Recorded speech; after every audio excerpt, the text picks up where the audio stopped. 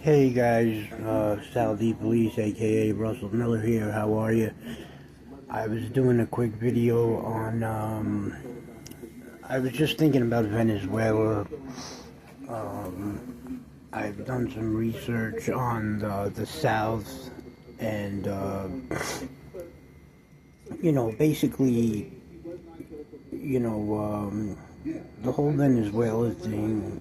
It brings me to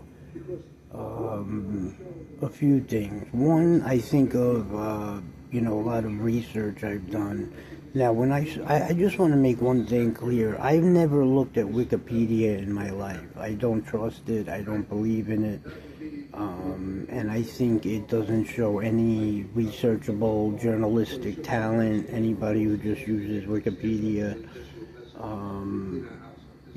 to me, that's the invention of the cheating and AI system, and it's not even accurate. I found out that it's just people writing shit about things, and then you could edit it as you go along. I've seen, the only things I've ever been pointed out on Wikipedia are false information. So I think about research I do, like, I'm signed up for a lot of things where, a lot of mobbing, I don't want to claim any street information anymore directly from mobsters, let's say. Let's say I did a video right now about who I think are running the mob in 2026, which maybe I'll do one day. Do I have people in the street that are kind of tell me things that they heard and know and are still active, people? 100%, sure. But I would never claim them as sources or do a video based on just what they tell me. I like using things like, I like researching actual court documents. I love reading testimony of trials of people who cooperated. That stuff's hard to find. When I have extra money, I'll buy transcripts and judge court papers. I've used the Freedom of Information Act, Evernote. There's something called Justia.com where you can get basic stuff. It's really more about, that's really an appellate, like, for people who are appealing their cases. But during, but if you pay for it and don't use just the free site, there's something called background, which shows, in a human terms, not legal not just legal jargon, what the whole case was about. So, like, if you Google, like, Ali Persico Jr. or something, yeah, it's really cool because it'll show you, like, background and what, and then it'll show if the appeal was denied or not. And there's a lot of other places that, I get information from, I kind of used to wish I was going to be, one time I wanted to be a meteorologist when I was a kid, but then I went to a phase where I wanted to be, now it's called podcasting and that stuff, but back then it was like radio shows. I wanted to do like an hour radio show about, mob stuff that the average person didn't know, and I kind of wanted to be, not that I knew at the time who he was, but, like a Jeff Do. I still think I can go toe-to-toe with him about information that I get, but I think he's very good researcher, and I think of him as more journalistic than the average content creator in MobTube. I mean, 90% of MobTube is not, journalists. They're content creators is a fair word for them. But Venezuela has an interesting background. One thing I think about all the time is the Bush Doctrine. Okay, when he came out and after 9/11, a lot of people don't know because I just took a class called American Modern History, and it's very interesting to see how quickly they go through 9/11 when it's described. And, I get it. They have a lot of, what's that called? An agenda, or, that a teacher has to get through and teach a certain amount to put on the final. There's a word for it, not agenda, but curriculum, or, whatever. But to go through 9/11 as quickly as this textbook went through it, amazed me. Because I lived through 9/11. It was a defining moment in my life. It defined who and why I believe in when it comes to politics. It defined the word unprecedented for me, where, when people say, they used to say, I remember,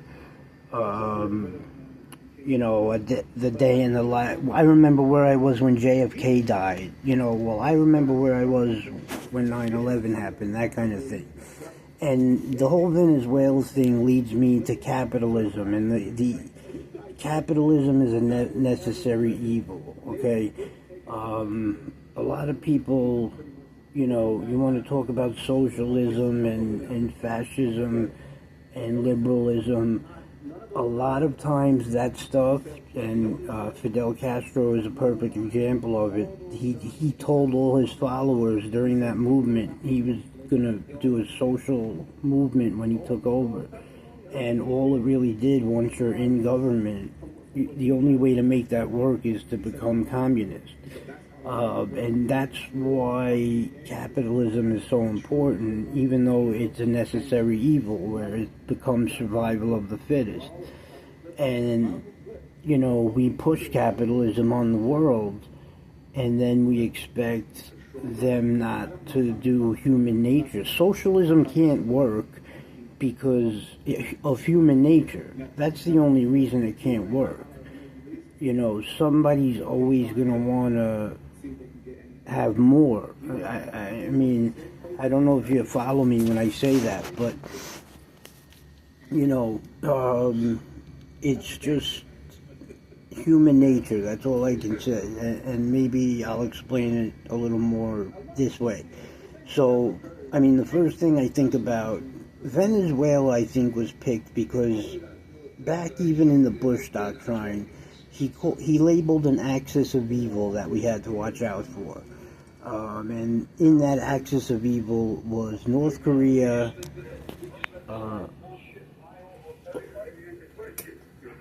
hold on, I want to just shut my TV off for a second.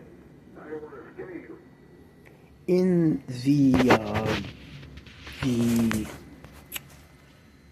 the Bush Doctrine, the axis of evil was North Korea, Iran, and Iraq.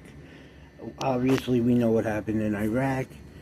We kind of took them off the board. North Korea kind of laid low. They had a few missile show-off things and tried to show off a few things to us, but they didn't really go, in our face. And Iran kind of stayed sneaky. They didn't want to face an all-out invasion. The Revolutionary Guard does claim that they can handle an invasion, but they're full of shit, that we can knock them off the map. But Iran is basically only interested in the destruction of Israel. Now, Iran's way of getting everybody is, they're a very wealthy country, not the people, of course, but the people in charge who cry poverty and say, capitalism is, the devil. They live by capitalism, by the way, and are gazillionaires because of their oil. And they fund a lot of terrorist organizations and do behind-the-scenes stuff. But what Bush left out of that speech, which was one of the best speeches ever written, I forgot the guy who wrote that speech for him. He was his permanent speechwriter. It was, you could say whatever you want about George Bush. In 2000, did the economy get destroyed and he ended up being a not popular president? Absolutely. One of the most unpopular president in history.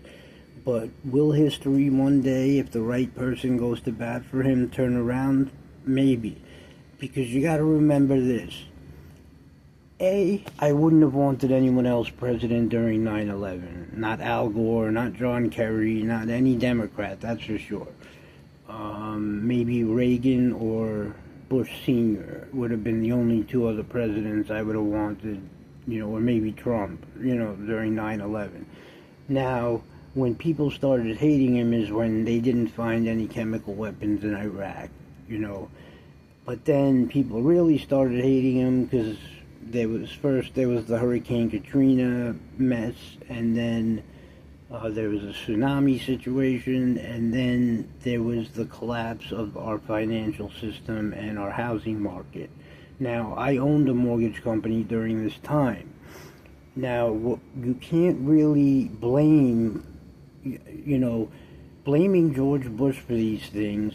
First of all, invading Iraq, you're blaming a guy for, after 9/11, this is why the textbook, going through it so quick, was disgusting. After 9/11, the fear and that everybody had to live with, and the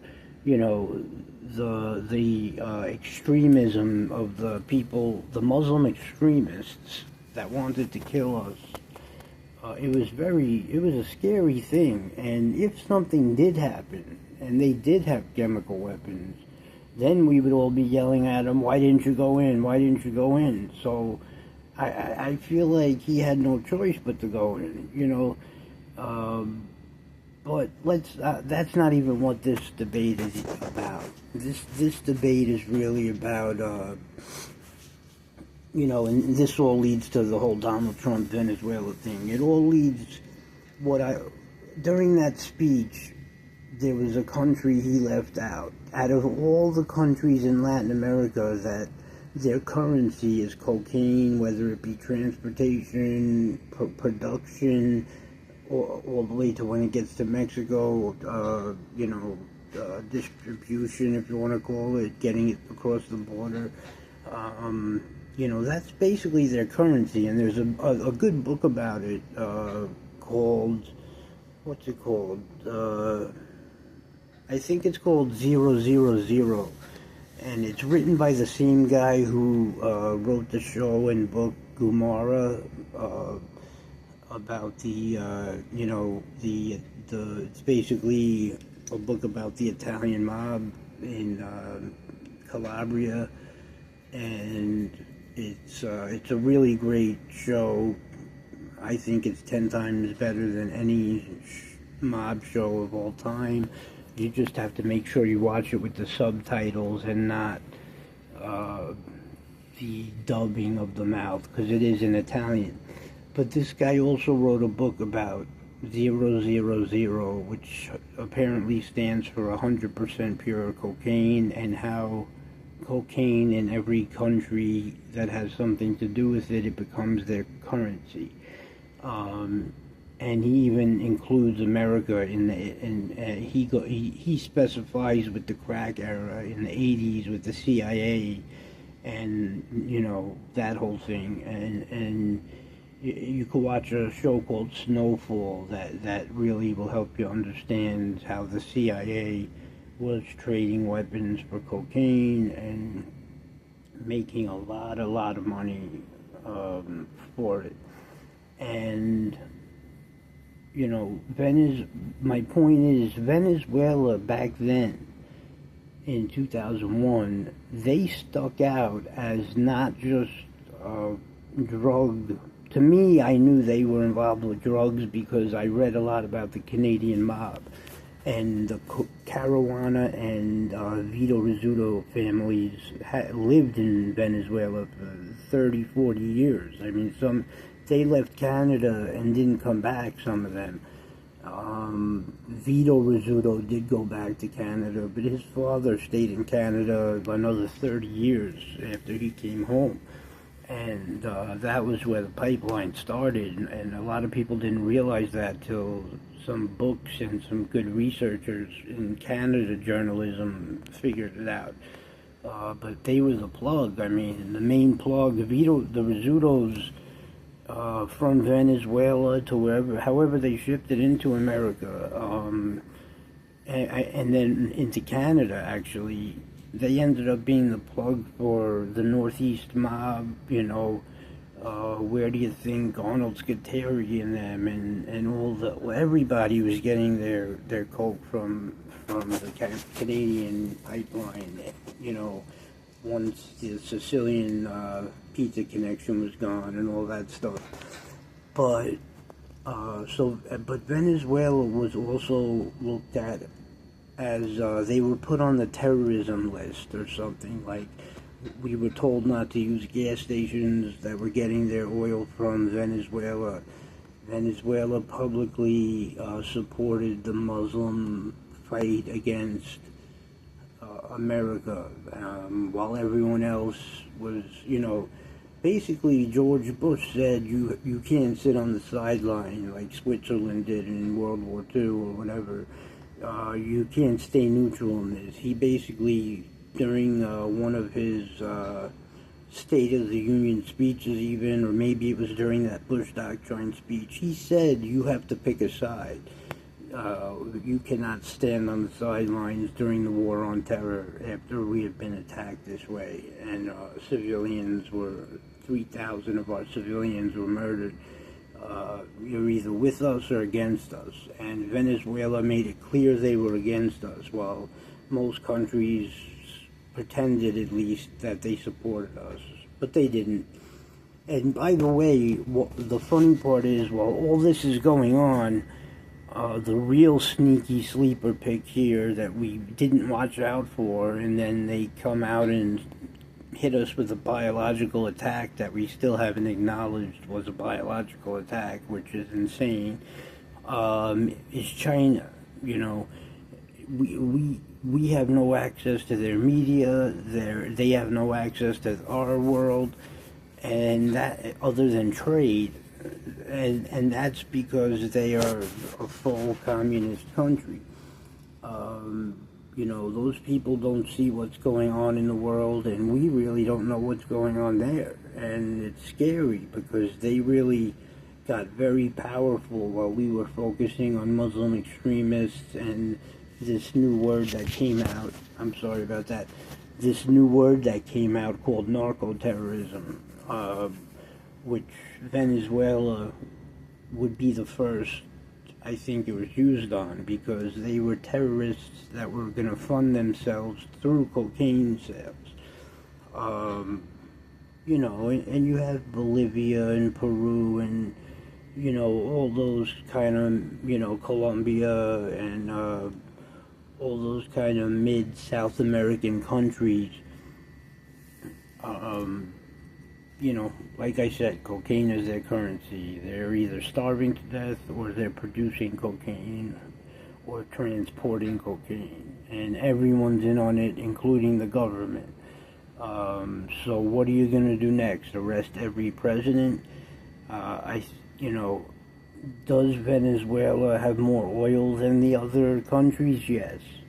So is that why we targeted them? Of course, that's what the Democrats will say, and even if that is the truth, it will only benefit us and our allies and the people. I mean, the people that are the producers of cocaine and the middlemen and all that are very replaceable. The government are the people that are getting rich in those countries, the richest, off of, that cocaine currency. Even in Mexico, elections were held. I mean, watch the show Narcos, or forget Snowfall. Well, Snowfall, don't forget, but you could watch Narcos and Narcos Mexico, or read. I like to read the books better. I think books are always better, but I also watch TV, and those are some of the best shows around, and they are a lot of true stories in them. I like the books better because they don't really have to change anything for entertainment purposes. The books are facts. Um, and, there's a book called The Great White Lie that I read recently. There's a book called, the 000 book is amazing. It really breaks down how powerful the currency of the cocaine market is and was. Um, but even Mexico, even though they weren't growing, um, even though they were not growing the poppy plants, they became, they controlled something called plazas when they formed the Federation, and, everybody had their own plaza, and they had their own way and tax of letting people transport their drugs through through their plaza or state or city to get to the United States. Now, where I'm going with all this is, did I do enough research to do a whole show about whether Venezuela, arresting the Venezuela president, which is a crazy, to me, unprecedented move? No, I did not. So did I form an opinion on it? No. But I am giving you some history on it that people aren't mentioning. I've seen the people that say we did this for oil and this and that, and I've seen the people that said we did this for that, and that's fine, and I'm sure they're right, but I haven't heard anybody talk about the connection of the drugs that started back in the, back when, Quack and them were selling cocaine that we got from Venezuela when the Canadians were living there. And I didn't hear many people talk about how we considered Venezuela, a terrorist sympathizing country after 9/11. Venezuela was not a friend of the United States ever, no matter who was running it. But, capitalism itself, if you want to promise people life, liberty, the pursuit of happiness, and give people freedom, it comes at a cost, and that cost, becomes sort of the survival of the fittest. That's why the one thing I can't fucking stand, and I wish Trump would be I thought he was going to be the first politician to finally fucking break it down, because when people start talking about deficits and this and that, fuck that, okay? I've also been reading about the Rothschilds and the U.S. Mint and a lot of history stuff, okay? Being in debt to ourselves is nothing, okay? We can print more money. We give every country in the world money. There's a list, and someone said on one of the shows the other day, I don't think we give anyone money anymore. We give our own enemies money after we bomb them. We give, Israel gives the Palestinians $300 million a year.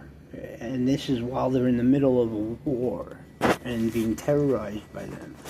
And who do you think gives Israel that money? Us. We give Egypt and Africa and this country and that country millions and millions of dollars, while we have our own people starving, and we're fighting over Social Security and food stamps and this and that. It's insane, because I thought Trump was going to be the one to make America great again.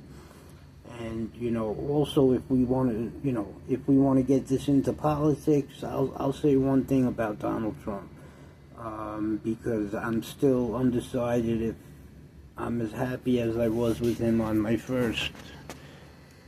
his first 4 years. And the reason for that is he ran on a Make America Great Again platform, and all he's doing is getting involved in other countries, which might be helping us in the future, but there are two things that human nature will always make happen in a capitalistic society. It will always be, survival of the fittest. How do I get ahead? And people are going to cut corners, whether they're going to sell drugs or whatever. But two things that backfired on him with this. Inflation is making people angry. Okay, it takes me about $9,000 a month to live. That's my nut. Okay, that's with two children, two cars, car insurance, an ex-wife, a current wife, a rent, a this, a that. It comes to about maybe $8,900 a month at this point. If you asked me that question 5 years ago, it came to about $5,000, $6,000 a month was my nut.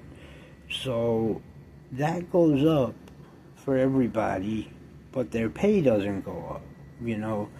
I know people that are still making $12, $15 an hour, and they say, oh, it's cash though, it's off the books, and that's awesome, but it's still not enough to live. I mean, people on Social Security disability, they can't live. I mean, I've seen disability checks. Trust me, they can't pay rent and do anything else but something illegal, or something off the books, which is illegal for them. And if they get caught, they'll lose their disability.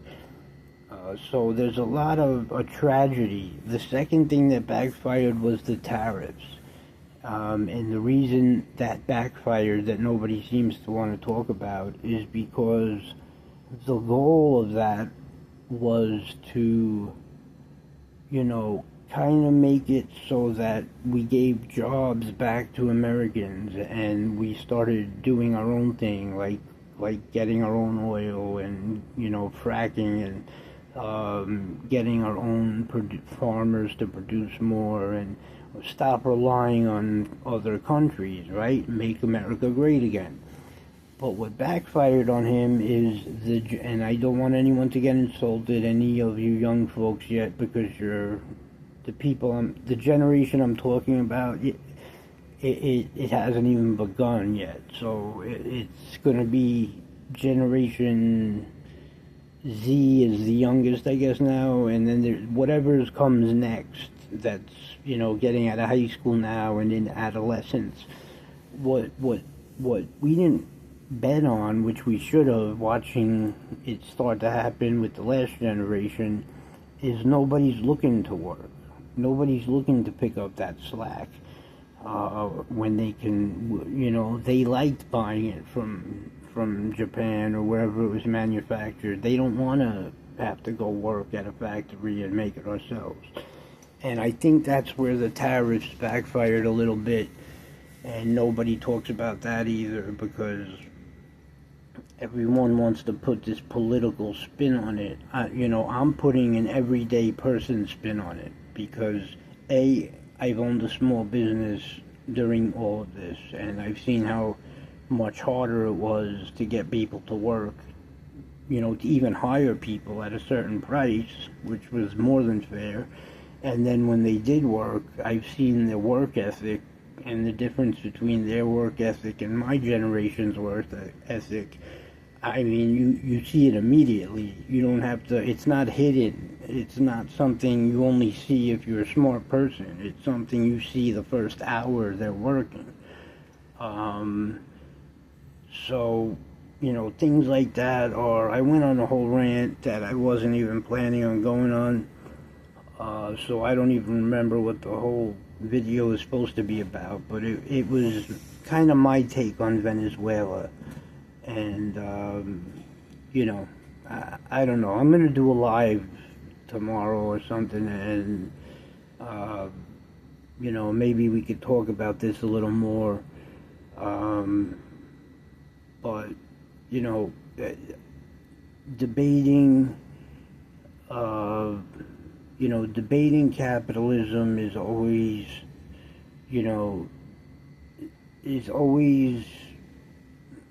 we can't basically do what the liberals want to do and the socialists and the fascists, because it'll never work because of human nature.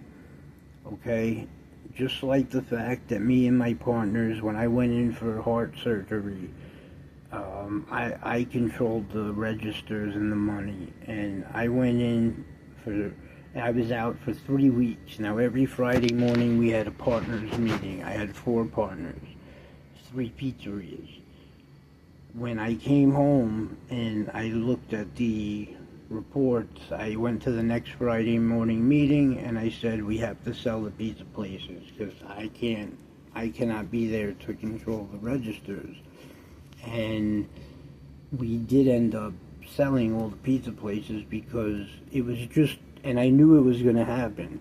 We could have all the cameras in the world and all the secret shoppers. One of my jobs I did when, I've had a lot of jobs and businesses because, especially when I used to get in trouble and be on probation, I would have to get a job. I remember I worked in loss prevention at CVS. And I was right under my boss was like the head of the whole thing, and like he took a liking to me, and really I was like his right hand man. So he taught me, and this is way before technology was really as good as it was now, but it was still good enough to teach me how to catch people stealing, and by looking on my phone and like just little things that they do. And during that loss prevention job specifically, I learned a lot about human nature and even good people. It's just if they see a way to make a free dollar, they're going to take it. Especially when, the only people really getting rich, that are happy with the economy right now are people that are heavily invested in certain stocks, and that's really it. Otherwise, so anyway, what I did was I saw the profit loss statements for the weeks that I was gone from the pizzeria, and I noticed the credit cards usage. It separates every little thing, how many slices you sell, how many pies you sell every day, how many entrees, desserts. It can tell you anything, how many times the registers are opened without a sale. I mean, you can program it to tell you anything, POS's, point of sale systems. But what I noticed was the credit card was up and the cash was down by a lot. And what does that mean? The cash didn't really go down just because I was there. But the people weren't ringing up the cash sales. They were skimming money because it's just human nature. And you're not going to sit in front of a camera for 24 hours a day to catch somebody stealing $5 here and $5 there. Over a 12-hour shift, somebody working a pizzeria can skim easily without being noticed. They can skim a good $150, $200 per shift, 5 days a week. That's, that's an extra $1,000 a week if they're good at it. And, so I told these guys I can't do the registers, and without me being in control of the registers, we're going to start losing money. And we could, because I was working over 100 hours a week before my heart trouble, and that's not possible now. So, whatever, that's my little spiel. I wanted to keep this short, so, like I said, I was just bored. There was nothing on. I was going to go live, but until I could do the lives the way everyone else does it, like, I guess vertically or like this way, but on an actual computer where I could bring maybe a guest on, or pick my own comments that I want to put up on the screen and stuff like that. That's the way I want to do lives. I don't want to just do it on my phone where I can't see shit and I can't really have a conversation with anybody. And then I'm just looking at the, the thing going down from 2 to 16s and 22 to 4, and I'm watching people leave the show and come back, and it's just not the right way to do a live show. So I want to set up my computer better before I do any lives, but if anyone has any questions about this stuff, let me know. I'm not afraid to get political. I'll talk politics with people, but, let's keep it real, because it comes down to, we have a lot of enemies out there, and,